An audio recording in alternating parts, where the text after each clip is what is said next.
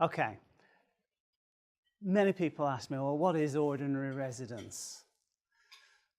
Ordinary residence is not a term of art in Hong Kong law.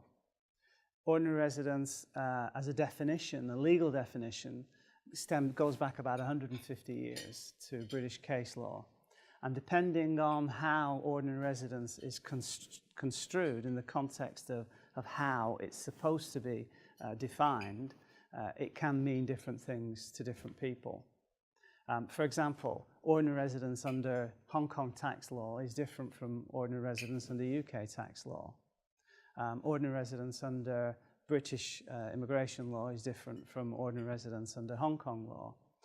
But from this House of Lords case from 1921, I think it was, in their natural and ordinary meaning, the words ordinarily resident mean that the person must be habitually and normally resident here, apart from temporary or occasional absences of long or short duration.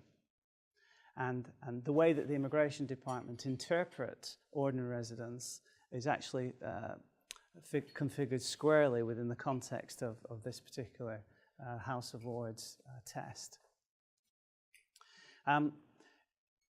There are certain conditions that you need to have present in order to get the right of abode approved under that test. The first is that residence requires you to have a residence visa.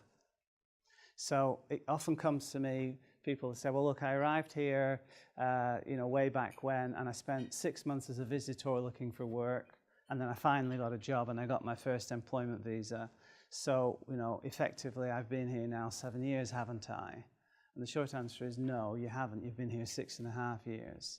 Because the clock starts ticking on the 7 years on the date that your first residence visa is activated. It's not the first date that your residence visa was granted to you or when you got your Hong Kong identity card issued to you. It's when you made your first landing under a formal residence visa.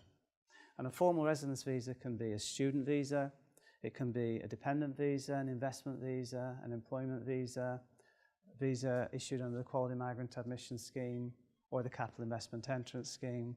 But it has to be a visa that avails you with formal residency. If you are here as a visitor, that time prior to becoming a resident doesn't count. So the clock starts ticking from the day that you got your first residence visa activated upon first arrival.